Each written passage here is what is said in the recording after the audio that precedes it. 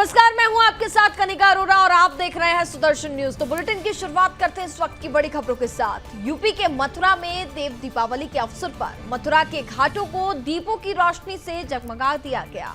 मथुरा और वृंदावन के 26 घाटों पर 5 लाख दीपक जलाए गए। इस अवसर पर घाटों पर रंग बिरंगी रोशनी के साथ रंगोली बना करके आकर्षक सजावट भी की गई।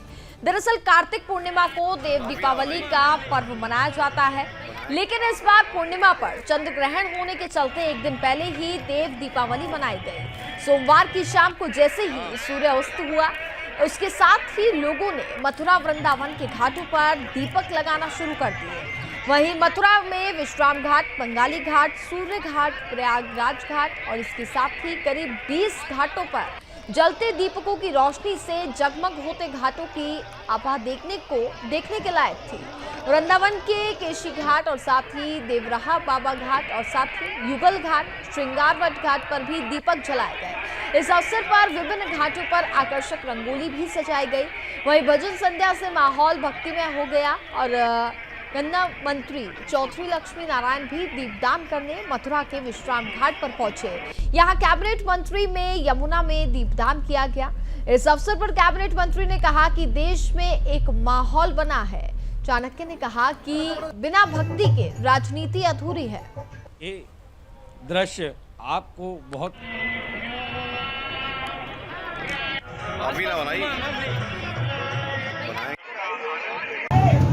ये पहला अवसर है जब पूरे देश में तीर्थ स्थलों का पुनरुद्धार हो रहा है। तीर्थ स्थलों के प्रति आस्था लोगों में जगी है। जहाँ 5 श्रद्धालु आते थे, आज वहाँ 5 की जगह 50 श्रद्धालु आते हैं। चाणक्य ने कहा था कि धर्म के बगैर राजनीति अधूरी है और इसीलिए भगवान राम ने धर्म के अनुसार राजनीति की।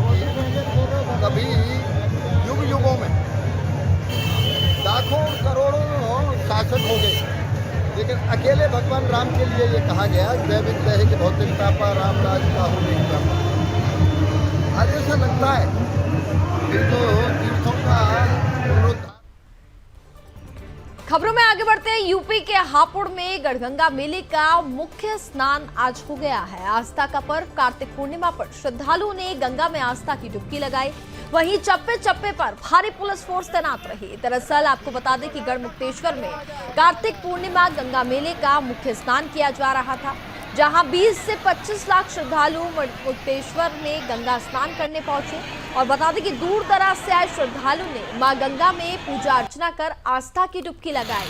तो वहीं सुरक्षा को लेकर एक तरफ जहां हापुड़ पुलिस कप्तान दीपक होकर सड़क पर पुलिसकर्मियों के साथ हाईवे पर अनाधिकृत लगे वाहनों को हटाने पर नजर आए और साथ ही जनपद में चप्पे चप्पे पर भारी पुलिस फोर्स को भी तैनात किया गया। और वहीं आपको बता दें कि ड्रोन, एनडीआरएफ बम निरोधक दस्ता और इसके साथ ही बटालियन व अन्य हाईटेक सुरक्षा माध्यमों से भी मेले की निगरानी पूरी तरीके से की जा रही थी।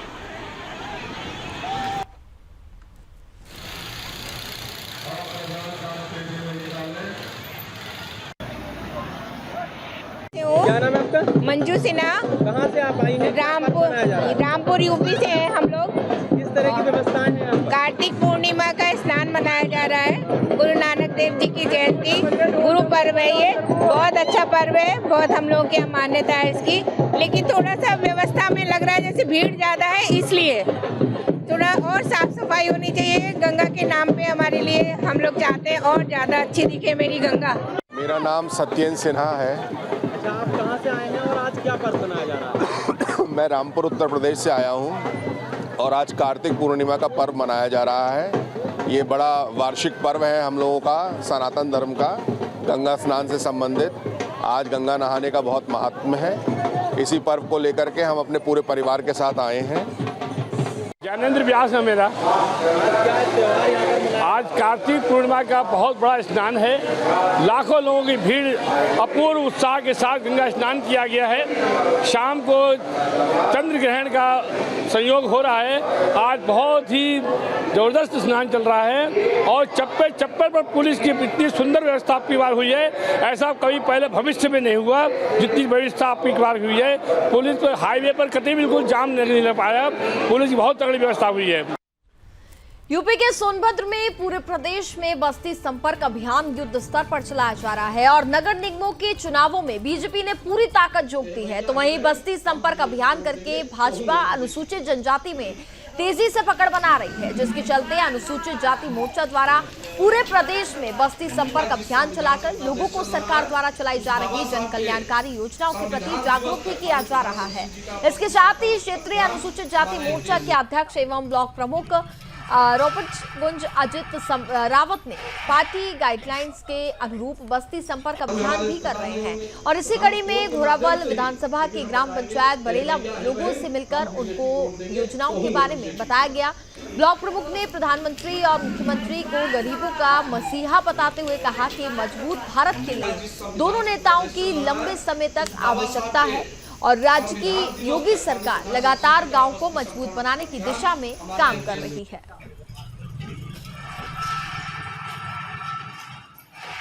भारतीय जनता पार्टी अनुसूचित मोर्चा के माननीय राष्ट्रीय अध्यक्ष लाल सिंह आर्य के द्वारा यह योजना तय कर गई कि माननीय प्रधानमंत्री जी के जन्मदिन 17 सितंबर से लेकर संविधान दिवस 26 नवंबर तक अनुसूचित मोर्चा द्वारा बस्ती संपर्क अभियान पूरे भारत में चल रहा है। उत्तर प्रदेश के हमारे प्रदेश अध्यक्ष माननीय रामचंद्र कनौजिया जी के नेतृत्व में हमारे उत्तर प्रदेश में काशी क्षेत्र में 16 जिलों में बस्ती संपर्क अभियान घर घर जाके अनुसूचित बस्तियों में जाकर माननीय प्रधानमंत्री जी के लोक कल्याणकारी योजना, उत्तर प्रदेश के माननीय मुख्यमंत्री जी के लोक कल्याणकारी योजनाओं के बारे में अनुसूचित समाज के लिए हमारे प्रधानमंत्री जी ने क्या किया, यह योजनाएं जाकर घर घर बताने जाने का काम हम अनुसूचित मोर्चा के कार्यकर्ता। अगली खबर उत्तर प्रदेश के लखनऊ से है, जहां आपको बता दें कि मथुरा के अर्जुनगंज में 5 डेंगू के मरीज मिले हैं, जबकि लखनऊ में अब तक 285 मरीज मिल चुके हैं। आपको बता दें कि नगर विकास विभाग ने संचारी रोगों से बचाव के लिए नगर सेवा पखवाड़ा की शुरुआत की है, लेकिन इसकी सुविधा अभी भी कई जगहों तक नहीं पहुंच पा रही है और नगर निगम जोन 4 में लगातार डेंगू के मरीज मिल रहे हैं। इलाके में गंदगी का अंबार है और लोग जल भराव से भी बेहद परेशान हैं। आपको बता दें कि सरकार ने 1533 टोल फ्री नंबर भी जारी किया है, जिसमें आपको बता दें कि बावजूद इसके समस्याएं कम होने का नाम नहीं ले रही हैं।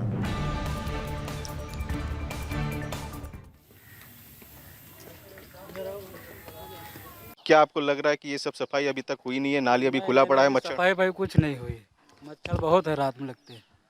हमारे खुद घर में मरीज है। अच्छा, तो वो मरीज को मतलब कैसा, कितने दिन पहले उसको डेंगू हुआ था? अभी 2 दिन पहले हुआ है। अभी कोई फॉगिंग भी नहीं हुई, ना कोई छिड़काव हुआ है।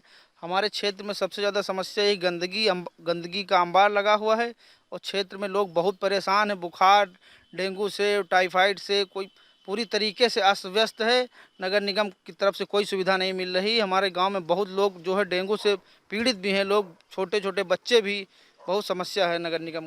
गांव में तो कम से कम 4-5 लोग डेंगू के मरीज हैं। उसके बाद में नाली है और सीवर लाइन के पानी की व्यवस्था नहीं, ना कूड़ा का अंबार लगा और ना यहाँ पे नहीं छिड़काव हो रहा, ना कुछ हो रहा है।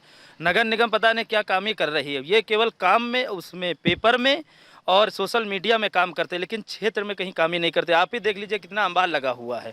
इनको सफाई चाहिए, झाड़ू वाले भी कोई सुविधा नहीं है, ना दवाई है, ना कुछ हो ही नहीं रहा है। यहाँ पे कंट्रोल रूम से एक नंबर जारी किया गया है 1533, जो एक कॉमन नंबर होगा जिस पे आप कॉल कर सकते हैं। वहाँ से आपको सारी सुविधाएं मिल सकती है। सारे जो भी डेंगू से पीड़ित हैं या वहाँ पे जहाँ पे नगर निगम से संबंधित कोई भी परेशानी, आपको वहाँ से उस कंट्रोल नंबर से उसको सुविधाएँ मिल सकती हैं। लेकिन आपको बता दो, जिस क्षेत्र में इस समय मैं खड़ा हूँ, चढ़ाई का पुरवा सरसवा, ये बिल्कुल शहीद पथ के पास है, अहिमा मऊ के पास है। यहाँ पे वीआईपी मूवमेंट दिन में कम से कम 2 या 3 बारी होता है, लेकिन यहाँ पे अगर बता दूं तो नगर निगम अभी तक नहीं पहुंचा है। फॉगिंग की व्यवस्था अभी तक हुई नहीं है, कोई फॉगिंग नहीं है और 5 पेशेंट मिल भी चुके हैं। सरकार को थोड़ा सा इस यहाँ पे सख्त होना पड़ेगा, यहाँ के लोगों की सुनवाई करनी पड़ेगी, फॉगिंग करनी पड़ेगी, एंटी लार्वा का छिड़काव करना पड़ेगा। मैं सुमित श्रीवास्तव, सूरदर्शन न्यूज। उत्तर प्रदेश के हरदोई में पुलिस महानिरीक्षक लखनऊ रेंज लखनऊ के सर्विलांस व हरदोई पुलिस की संयुक्त टीम द्वारा अंतरजनपदीय गौकशी गिरोह के 5 शातिर मुस्लिम अभियुक्तों को गिरफ्तार कर लिया गया। आपको बता दें कि आरोपी तस्करी के पास से एक फॉर्च्यूनर कार, 9 गौवंशों को बरामद कर लिया गया है। हरदोई जनपद के मलबा कासिमपुर थाना क्षेत्र में गौवंश से लदे हुए कंटेनर के दुर्घटनाग्रस्त हो जाने की घटना के बाद पुलिस अधीक्षक हरदोई ने ऑपरेशन चक्रव्यूह चलाया और इसी कड़ी में गौ तस्करों की सक्रियता पर रोकथाम लगाने के लिए अपर पुलिस अधीक्षक पूर्वी व क्षेत्राधिकारी बघौली के नेतृत्व में 2 टीमों का गठन किया गया। फिलहाल पुलिस आगे की जांच पड़ताल कर रही है।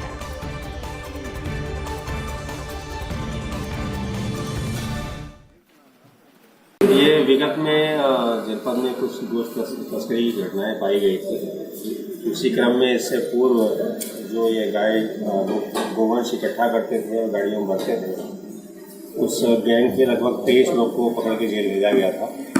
जनपदी पुलिस को आगे भी कार्रवाई के लिए बताया गया था, खासतौर से उन लोगों पर जो कि इनको वाहन सप्लाई करते थे। इसी क्रम में थाना कासिमपुर क्षेत्र में कल रात्रि में 3 व्यक्ति गिरफ्तार किए गए जो कि कुछ गोवंश इकट्ठा कर रहे थे। उत्तर प्रदेश के फिरोजाबाद में जेपी मसाला उद्योग सहित 8 पर मिलावटखोरी की कार्रवाई की गई है और आपको बता दें कि हल्दी में शीशा की मिलावट जेपी मसाला में पाई गई है। दरअसल कुछ प्रतिष्ठानों से दिवाली से पूर्व सैंपल लिए गए थे जो फेल पाए गए हैं और मानव जीवन के लिए असुरक्षित भी है। वहीं जेपी मसाला से हल्दी का नमूना भी लिया गया जिसमें शीशे की मात्रा ज्यादा होने से अधोमानक घोषित किया गया है। इस मामले को लेकर के उद्योग व्यापार मंडल के जिलाध्यक्ष अनिल मैनेजर ने ऐसे मिलावटखोरों पर कठोर कार्रवाई की मांग की है और कहा है कि ऐसे लोगों को किसी के जीवन के साथ खिलवाड़ नहीं करने दिया जाएगा। वहीं जिला अभिहित अधिकारी डॉक्टर सुधीर कुमार ने बताया कि आज लोगों के विरुद्ध मामला दर्ज कर लिया जाए और आगे की कार्रवाई फिलहाल जारी है।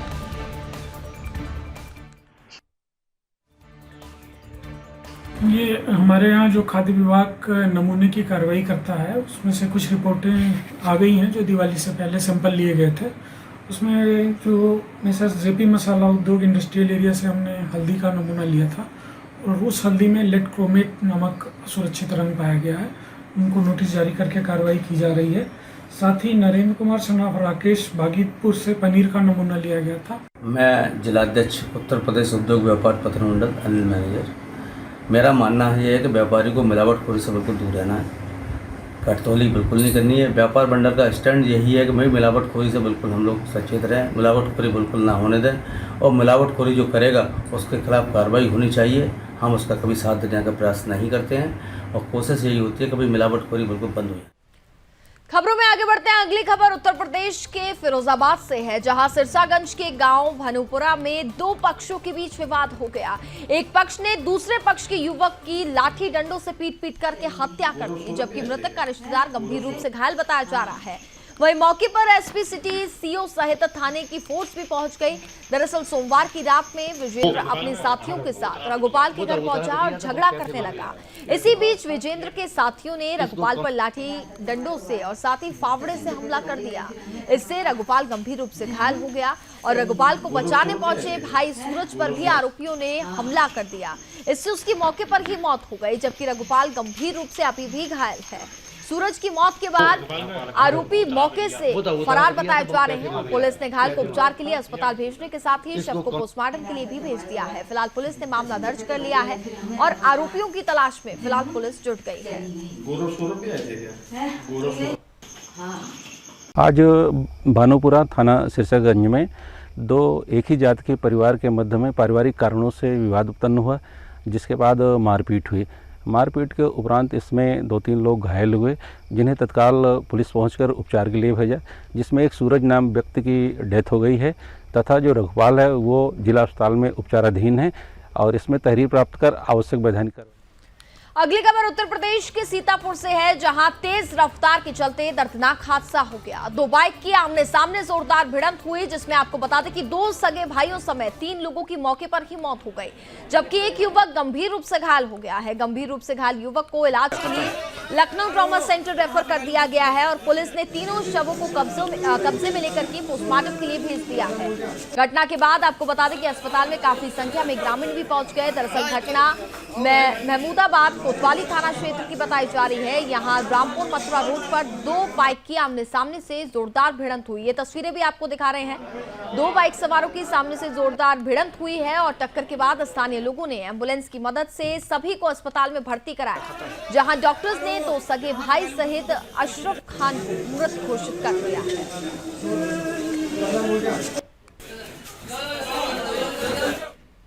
खबरों में आगे बढ़ते अगली खबर बरेली से आपको बता दें, जहां बड़ा बवाल देखने को मिला है, जहां बाबा साहब अंबेडकर की मूर्ति बिना प्रशासनिक अनुमति के सार्वजनिक स्थल पर लगाने का विरोध किया गया है।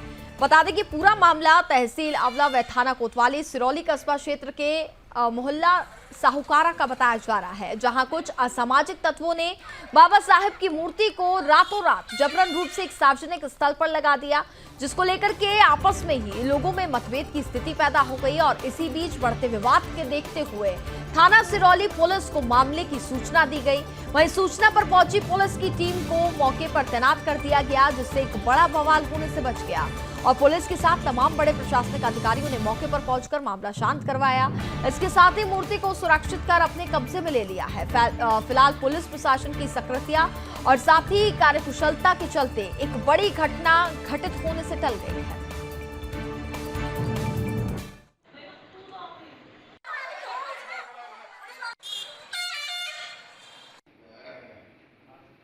कस्बा सिरौली में एक सार्वजनिक जगह पे बिना अनुमति के कुछ लोगों ने गुपचुप तरीके से रात्रि में एक महापुरुष जी की प्रतिमा को स्थापित करने का प्रयास किया था। उसकी जानकारी पर लोगों से, जो उनके समाज के संभ्रांत व्यक्ति थे, उन लोगों से बातचीत करके उसको बताया गया कि बिना अनुमति के किसी महापुरुष की प्रतिमा सार्वजनिक जगह पर नहीं रखी जाती है। उनमें से कई लोग राजी हो गए थे, कुछ लोग नाराज हो गए और उन्होंने जो है प्रयास किया कि माहौल किसी तरीके से। यूपी के बरेली में जनपद में डीएपी खाद को लेकर के मारामारी देखने को मिल रही है, जिसके चलते किसानों में त्राही मची है। इतना ही नहीं, खाद क्रय सेंटर्स पर दबंगों का कब्जा भी सामने आया है। दरअसल पूरा मामला तहसील आंवला क्षेत्र के कस्बा सिरौली और तहसील मीरगंज का है, जहां पर सरकारी खाद विक्रय केंद्र पर खाद की बिक्री को लेकर के किसानों को परेशानियों का सामना करना पड़ रहा है। इसको लेकर ग्रामीणों ने बताया कि खाद विक्रय सेंटर पर कर्मचारी भीड़ देख करके गोदाम बंद कर करके भाग जाते हैं और कुछ अपने चहेते दबंग किसानों को ही खाद देते हैं, जिसके चलते कई बार मारपीट तक की घटनाएं भी हो जाती हैं। इस मामले को लेकर के जिला कृषि अधिकारी से बातचीत की तो उन्होंने बताया कि खाद केंद्रों पर खाद की सप्लाई कम आने की वजह से ही दिक्कतों का सामना करना पड़ रहा है। तो वहीं दूसरी ओर जिले में खाद होने के बावजूद भी किसानों को खाद ना मिलना कई बड़े सवाल खड़े करता है। सूरजवाल सचिव इस पे ये बोलना है कि जो लाइन में खड़े हैं साहब, उन्हीं को खाद दिया जा रहा है। एक एक आदमी का आधार कार्ड लेके और 2 कट्टे, बहुत अधिक हमारा जो सदस्य है उसको 3 कट्टे, उससे आगे कोई कट्टा नहीं। यूपी के चित्रकूट में झांसी मिर्जापुर राष्ट्रीय राजमार्ग में देर शाम अरवारी मोड़ के समीप तेज रफ्तार ट्रक ने ट्रैक्टर में पीछे से टक्कर मार दी है और इस भीषण हादसे में ट्रैक्टर सवार एक मजदूर की मौके पर ही मौत हो गई। इसके साथ ही एक मजदूर को अस्पताल में चिकित्सकों ने मृत घोषित कर दिया। दरअसल सोमवार की शाम एक ट्रैक्टर बरगढ़ से प्रयागराज की ओर जा रहा था, जिसकी ट्रॉली में आधा दर्जन मजदूर बैठे हुए थे। इस दौरान अरवाड़ी मोड़ के समीप पीछे से आ रही एक तेज रफ्तार ट्रक ने ट्रैक्टर में जोरदार टक्कर मार दी और इस भीषण सड़क हादसे में फतेहपुर के धरियावांव थाने में बेचकी निवासी मजदूर गोविंदा पुत्र छोटेलाल की मौत हो गई है। हादसा इतना ज्यादा भयावह था कि मजदूर का शव निकालने के लिए पुलिस को जेसीबी मंगानी पड़ी। वहीं हादसे में गंभीर रूप से घायलों को अस्पताल पहुंचाया गया। फिलहाल पुलिस मामले की जांच पड़ताल कर रही है।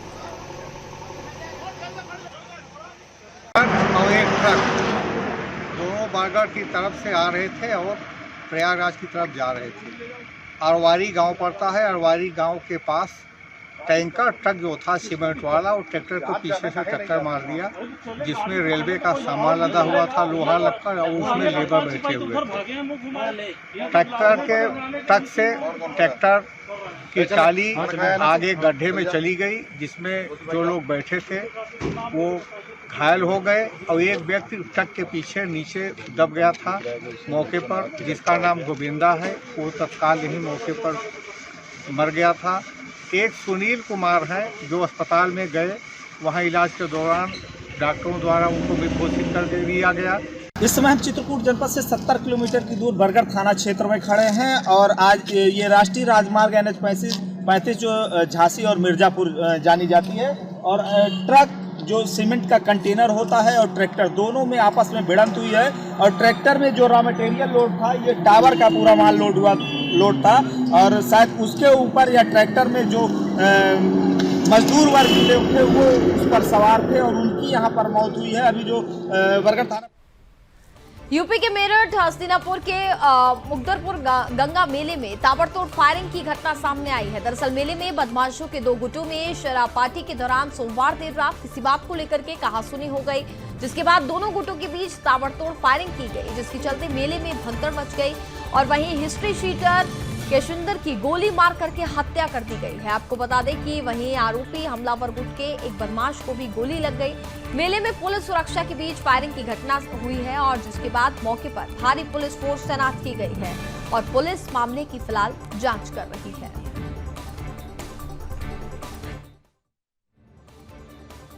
थाना क्षेत्र हस्तिनापुर में एक व्यक्ति जिसका नाम कौशिंदर पुत्र सुहास निवासी अलीपुर मोरना है, वो गोली लगने से घायल हुआ था। तत्काल उसे इलाज के लिए अस्पताल ले जाया गया, जहां पे इलाज के दौरान उसकी मृत्यु हो गई। परिजनों के तहरीर के आधार पर सुसंगत धाराओं में अभियोग पंजीकृत कर लिया गया है। इसमें नामजद अभियुक्तों में से एक को हिरासत में लेकर गहनता से पूछताछ की जा रही है। जो मृतक है, इसके ऊपर लूट, हत्या का प्रयास और गैंगस्टर जैसे 16 मुकदमे पंजीकृत हैं। नियमानुसार वैधानिक कार्रवाई। आगे बढ़ेंगे। ऊपरी असम के डिब्रूगढ़ में ब्रह्मपुत्र नदी में स्नान करने गए एक युवक की नदी में डूबने से मौत हो गई। दरअसल दो युवक स्नान करने के लिए नदी में उतरे थे, और इतने में अचानक एक युवक पानी में डूबने लगा, और उसे बचाने के लिए दूसरा युवक पानी में डूब गया। तो वहीं आनंद फानन में एक को स्थानीय लोगों ने पानी से बाहर निकाल लिया, और हाथों हाथ उपचार के लिए असम मेडिकल कॉलेज भी पहुंचाया गया। ये हादसा जिले के पुलिस निरीक्षक के दफ्तर के करीब हुआ है। वहीं आपको बता दें कि SDRF की टीम ने काफी मशक्कत के बाद डूबे हुए युवक का शव नदी से बाहर निकाल लिया। और इसी के साथ फिलहाल इस बुलेटिन में बस इतना ही। देखते रहिए सुदर्शन न्यूज। जय हिंद।